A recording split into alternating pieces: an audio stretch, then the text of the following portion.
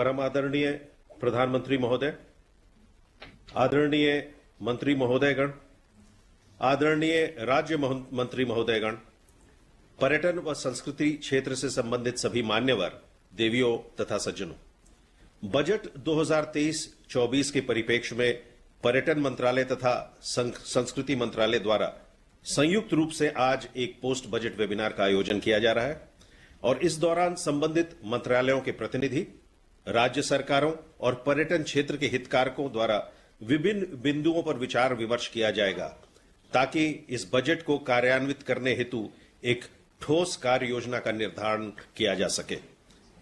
इस अवसर पर मैं पर्यटन मंत्रालय तथा संस्कृति मंत्रालय की ओर से परम आदरणीय प्रधानमंत्री जी का स्वागत करता हूं। महोदय, आपसे अनुरोध है कि अपने उद्बोधन द्वारा हम सभी का मार्गदर्शन करने की कृपा करें।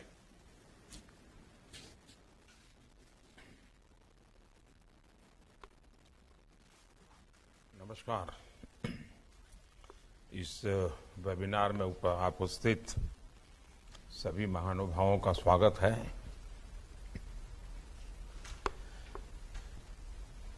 आज का नया भारत नए वर्क कल्चर के साथ आगे बढ़ रहा है। इस बार भी बजट की खूब वाहवाही हुई है। देश के लोगों ने इसे बहुत पॉजिटिव तरीके से लिया है। अगर पुराना वर्क कल्चर होता तो इस तरह के बजट वेबिनार्स के बारे में कोई सोचता ही नहीं। लेकिन आज हमारी सरकार बजट के पहले भी और बजट के बाद भी हर स्टेक होल्डर के साथ विस्तार से चर्चा करती हैं, उनको साथ लेकर के चलने का प्रयास करती है। बजट का मैक्सिमम आउटकम कैसे आए, बजट का इंप्लीमेंटेशन तय समय सीमा के भीतर कैसे हो, जो लक्ष्य बजट में तय किए गए हैं उन्हें प्राप्त करने में ये वेबिनार एक कैटलिस्ट की तरह काम करता है। आप भी जानते हैं कि मुझे हेड ऑफ द गवर्नमेंट के तौर पर काम करते हुए 20 साल से भी अधिक समय का अनुभव रहा है। इस अनुभव का एक निचोड़ ये भी है कि जब किसी नीतिगत निर्णय से सभी स्टेक होल्डर्स जुड़ते हैं तो रिजल्ट भी मनचाहा आता है, समय सीमा के भीतर आता है। हमने देखा है कि बीते कुछ दिनों में जो वेबिनार हुए उसमें हजारों लोग हमारे साथ जुड़े।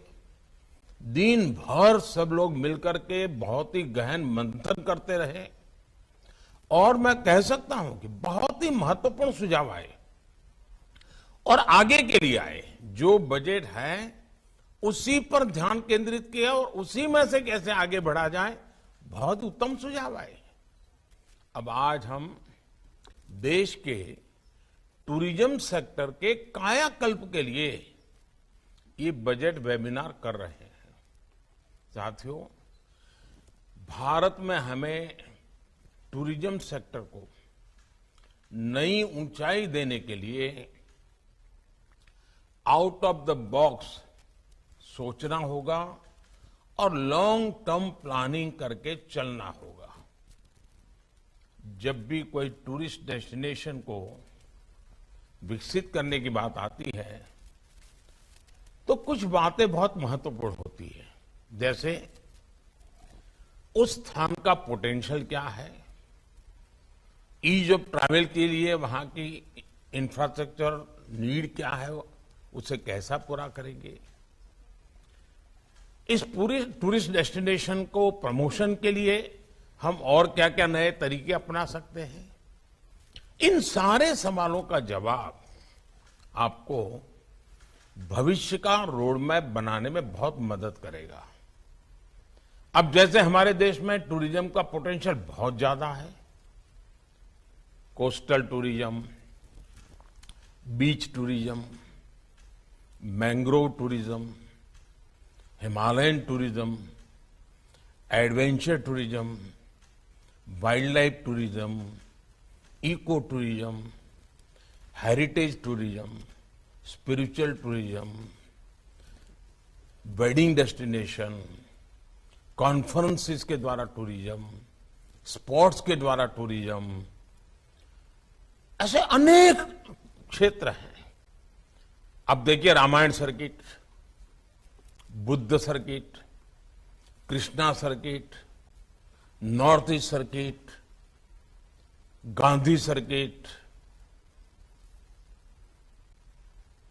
सब हमारे महान गुरु परंपरा हुई, उनके सारे तीर्थ क्षेत्र, पूरा पंजाब भरा पड़ा है। हमें इन सभी को ध्यान में रखते हुए मिलकर के काम करना ही है। इस वर्ष के बजट में देश में कॉम्पिटिटिव स्पिरिट से, चैलेंज रूट से देश के कुछ टूरिस्ट डेस्टिनेशन को डेवलपमेंट के लिए सिलेक्ट करने की बात कही गई है। ये चैलेंज हर स्टेक होल्डर को साथ मिलकर प्रयास करने के लिए प्रेरित करेगा। बजट में टूरिस्ट डेस्टिनेशन, इसके एक होलिस्टिक डेवलपमेंट पर भी फोकस किया गया है। इसके लिए अलग अलग स्टेक होल्डर्स को हम कैसे एंगेज कर सकते हैं, इस पर विस्तार से चर्चा होनी चाहिए। साथियों, जब हम टूरिज्म की बात करते हैं तो कुछ लोगों को लगता है कि एक फैंसी सा शब्द है, समाज के हाई इनकम ग्रुप से और उन्हीं लोगों को रिप्रेजेंट करता है। लेकिन भारत के संदर्भ में देखें तो टूरिज्म का दायरा बहुत बड़ा है, बहुत पुराना है। सदियों से हमारे यहां यात्राएं होती रही है। ये हमारे सांस्कृतिक सामाजिक जीवन का हिस्सा रहा है, और वो भी जब संसाधन नहीं थे, यातायात की व्यवस्था ही नहीं थी, बहुत कठिनाई होती थी, तब भी कष्ट उठाकर लोग यात्राओं पर निकल पड़ते थे। चार धाम यात्रा हो, 12 ज्योतिर्लिंग की यात्रा हो, 51 शक्तिपीठ की यात्रा हो, ऐसी कितनी ही यात्राएं हैं हमारे आस्था के स्थलों को जोड़ती थी। हमारे यहां होने वाली यात्राओं ने देश की एकता को मजबूत करने का भी काम किया है। देश के कितने ही बड़े बड़े शहरों की पूरी अर्थव्यवस्था, उस पूरे जिले की पूरी अर्थव्यवस्था यात्राओं पर ही निर्भर थी। यात्राओं की इस पुरातन परंपरा के बावजूद दुर्भाग्य ये रहा कि इन स्थानों पर समय के अनुकूल सुविधाएं बढ़ाने पर ध्यान नहीं दिया गया। पहले सैकड़ों वर्षों की गुलामी और फिर आजादी के बाद के दशकों में इन स्थानों की राजनीतिक उपेक्षा ने देश का बहुत नुकसान किया। अब आज का भारत इस स्थिति को बदल रहा है। जब यात्रियों के लिए सुविधाएं बढ़ती हैं तो कैसे यात्रियों में आकर्षण बढ़ता है, उनकी संख्या में भारी वृद्धि होती है। और ये भी हम देश में देख रहे हैं। जब वाराणसी में काशी विश्वनाथ धाम का पुनर्निर्माण नहीं हुआ था तो उस समय साल में 70-80 लाख के आसपास ही लोग मंदिर के दर्शन के लिए आते थे। काशी विश्वनाथ धाम का पुनर्निर्माण होने के बाद पिछले साल वाराणसी जाने वाले लोगों की संख्या 7 करोड़ को पार कर गई है। इसी तरह जब केदार घाटी में पुनर्निर्माण का काम नहीं हुआ था तो वहां भी सालाना 4-5 लाख लोग ही दर्शन के लिए आते थे। लेकिन पिछले साल 15 लाख से ज्यादा श्रद्धालु बाबा केदार के दर्शन के लिए गए। अगर मेरा गुजरात का पुराना अनुभव है, वहां का भी अनुभव आपसे शेयर करता हूं। गुजरात में पावागढ़ करके एक तीर्थ क्षेत्र है बड़ौदा के पास। जब वहां का पुनर्निर्माण नहीं हुआ था, पुरानी हालत थी, तो मुश्किल से 2000, 5000, 3000 इतनी संख्या में लोग आते थे। लेकिन वहां जीर्णोद्धार हुआ, कुछ इंफ्रास्ट्रक्चर बना, सुविधाएं बनी, तो उस पावागढ़ मंदिर के पुनर्निर्माण के बाद, नवनिर्माण के बाद करीब करीब 80,000 लोग वहां औसतन आते हैं। यानी सुविधाएं बढ़ी तो इसका सीधा प्रभाव यात्रियों की संख्या पर पड़ा। टूरिज्म को बढ़ाने के लिए उसके सराउंडिंग जो चीजें होती वो भी बढ़ने लग गई है। और ज्यादा संख्या में लोगों के आने का अर्थ है स्थानीय स्तर पर कमाई के ज्यादा अवसर, रोजगार, स्वरोजगार के ज्यादा मौके। अब देखिए, दुनिया की सबसे ऊंची प्रतिमा स्टैच्यू ऑफ यूनिटी का भी उदाहरण देगा। ये प्रतिमा बनने के बाद 1 साल के भीतर ही 27 लाख लोग उसे देखने के लिए पहुंचे। ये दिखाता है कि भारत के विभिन्न स्थलों में अगर सिविल एमेनिटीज बढ़ाई जाए, वहां डिजिटल कनेक्टिविटी अच्छी हो, होटल, हॉस्पिटल अच्छे हो, गंदगी का नामो निशान ना हो, बेहतरीन इंफ्रास्ट्रक्चर हो, तो भारत के टूरिज्म सेक्टर में कई गुना वृद्धि हो सकती है। साथियों, मुझे आपसे बात करते हुए अहमदाबाद शहर में कांकरिया तालाब है, उस कांकरिया लेक प्रोजेक्ट के विषय में भी कुछ करने का मन करता है। अब ये कांकरिया लेक प्रोजेक्ट शुरू होने से पहले वहां आमतौर पर लोग जाते नहीं थे, ऐसे वहां से गुजरना पड़े तो गुजरे, लेकिन वहां कोई जाता ही नहीं था। हमें वहां न सिर्फ लेक का रिडेवलपमेंट किया, बल्कि फूड स्टॉल्स में काम करने वालों को स्किल डेवलपमेंट भी किया। आधुनिक इंफ्रास्ट्रक्चर के साथ हमने वहां स्वच्छता पर भी बहुत जोर दिया। अब कल्पना कर सकते हैं कि आज वहां एंट्री फी होने के बावजूद भी औसतन प्रतिदिन 10,000 लोग मुलाकात करते हैं। ऐसे ही तरीकों से हर टूरिस्ट डेस्टिनेशन अपना एक रेवेन्यू मॉडल भी विकसित कर सकता है। साथियों, ये वो समय है जब हमारे गांव भी टूरिज्म का केंद्र बन रहे हैं। बेहतर होते इंफ्रास्ट्रक्चर के कारण हमारे दूर सुदूर के गांव अब टूरिज्म पर के मैप पर आ रहे हैं। केंद्र सरकार ने बॉर्डर किनारे पर बसे जो गांव है, वहां वाइब्रेंट बॉर्डर विलेज योजना शुरू की है। ऐसे में होम स्टे, छोटे होटल, छोटे रेस्टोरेंट हो, ऐसे अनेक बिजनेस के लिए लोगों को ज्यादा से ज्यादा सपोर्ट करने का काम हम सबको मिलकर के करना है।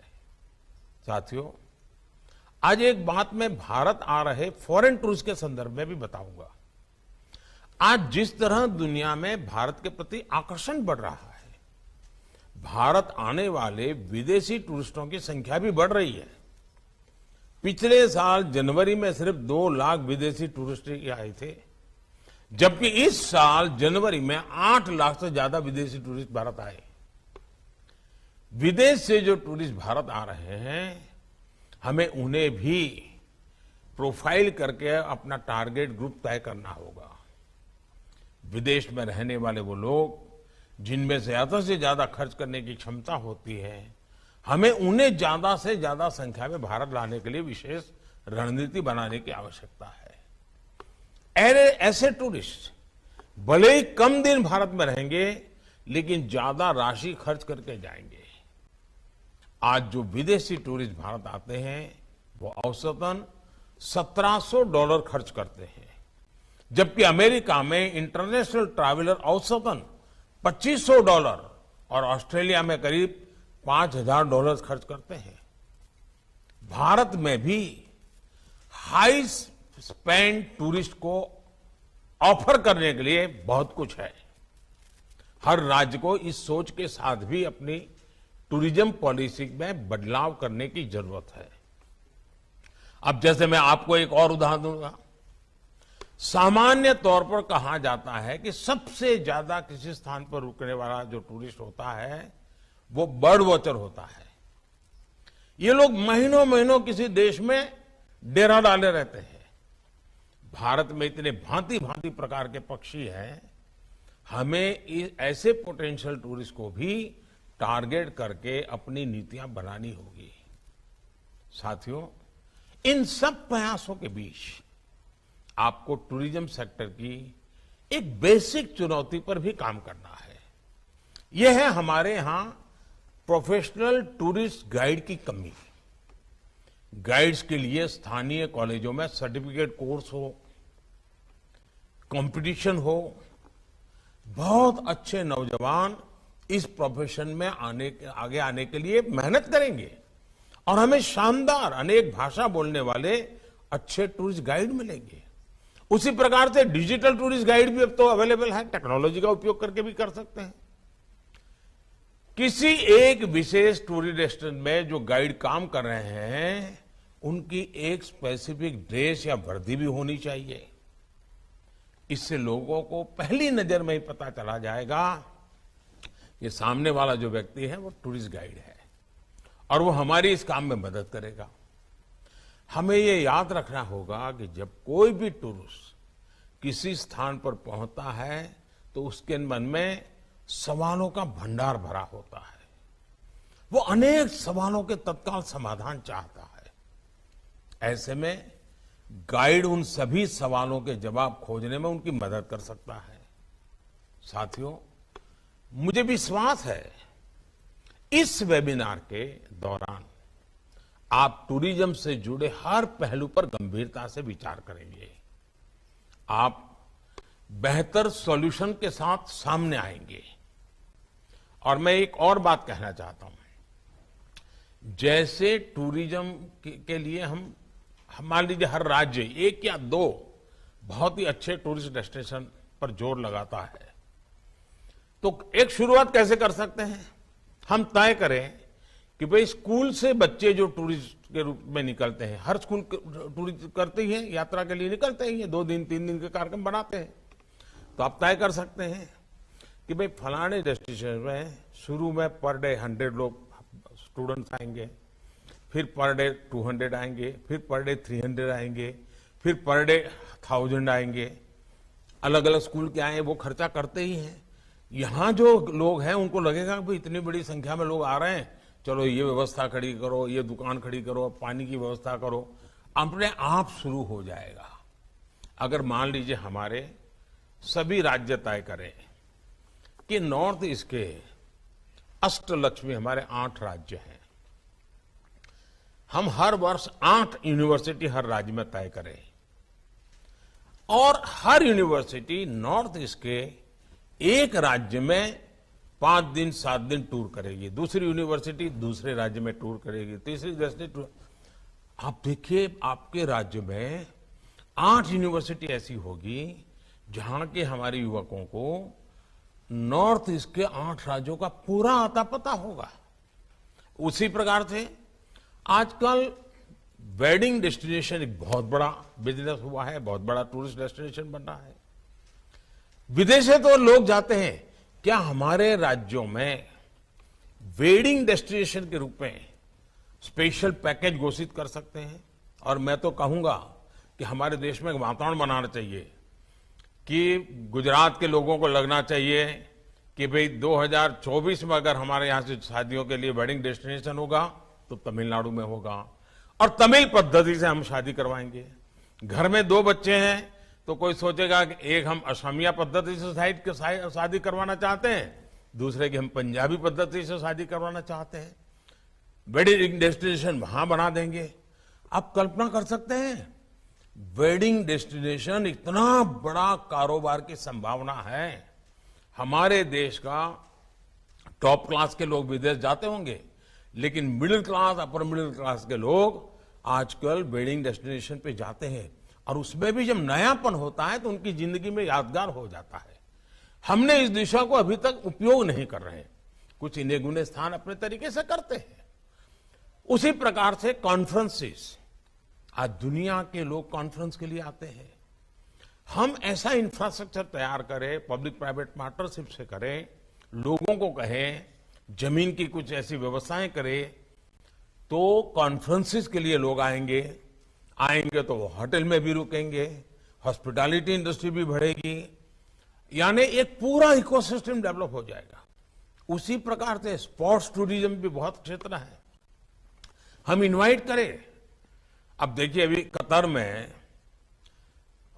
फुटबॉल मैच हुआ पूरे दुनिया का, कतर की इकोनॉमी में बहुत बड़ा प्रभाव हुआ उसका, दुनिया भर के लोग आए, लाखों लोग आए। हम छोटे से शुरू करें, बहुत बड़ा हो सकता है। हमें इन तरीकों को ढूंढना होगा, उसके लिए फिर इंफ्रास्ट्रक्चर, शुरू में लोग आए ना आए, हम अपने स्कूल के बच्चों, कॉलेज के बच्चों, हमारे सरकार की मीटिंगों के लिए वहां जाना, अगर हम अपने एक डेस्टिनेशन को महत्व देना शुरू करेंगे तो अपने आप और लोग भी आना शुरू करेंगे और फिर वहां की व्यवस्थाएं बनेगी। मैं चाहता हूं कि भारत में कम से कम 50 टूरिस्ट डेस्टिनेशन ऐसे हमने डेवलप करने चाहिए कि दुनिया के हर कोने में पता हो कि अगर भारत जाते हैं तो इस जगह पे तो जाना ही चाहिए। हर राज्य को गर्व होना चाहिए कि दुनिया के इतने देश के लोग मेरे यहां आते हैं। दुनिया के इतने देशों को हम टारगेट करेंगे, हम वहां की एम्बेसी को लिटरेचर भेजेंगे, वहां की एम्बेसी को हम कहेंगे कि देखिए आप टूरिस्टों के लिए मदद चाहते हैं तो हम ये मदद करते हैं। हमें पूरी व्यवस्था, हमारे जो टूर ऑपरेटर्स हैं उनसे भी मेरा आग्रह है कि आपको नए सिरे से सोचना होगा। हमें हमारी एप्स, हमारा डिजिटल कनेक्टिविटी, इन सब को बहुत आधुनिक बनाना होगा और हमारा कोई टूरिस्ट डेस्टिनेशन ऐसा नहीं होना चाहिए जिसकी ऐप यूएन की सभी लैंग्वेजेज में ना हो और भारत की सभी लैंग्वेजेज में ना हो। अगर मैं सिर्फ अंग्रेजी और हिंदी में हमारी वेबसाइट बना देंगे तो संभव नहीं हो। इतना ही नहीं, हमारे टूरिस्ट डेस्टिनेशन पर साइनेज सभी भाषाओं के होने चाहिए। अगर तमिल का कोई सामान्य परिवार आया है, बस लेकर के चला है और वहां पर उसको तमिल में अगर साइनेज मिल जाते हैं तो वो बड़ी आसानी से पहुंच जाता है। छोटी छोटी चीजें हैं जी। हमने एक बार अगर इसके महात्मा को समझेंगे तो हम अवश्य रूप से टूरिज्म को वैज्ञानिक तरीके से आगे बढ़ा सकते हैं। मैं आपसे आशा करता हूं कि आज के इस वेबिनार में बहुत विस्तार से चर्चा करिए और रोजगार के बहुत सारे अवसर जैसे एग्रीकल्चर में है, जैसे रियल एस्टेट डेवलपमेंट और इंफ्रास्ट्रक्चर में है, टेक्सटाइल में है, उतनी ही ताकत टूरिज्म के अंदर रोजगार की है। बहुत अवसर है। मैं आपको निमंत्रण देता हूं और आपको इस आज के वेबिनार के लिए बहुत शुभकामनाएं देता हूं। बहुत बहुत धन्यवाद।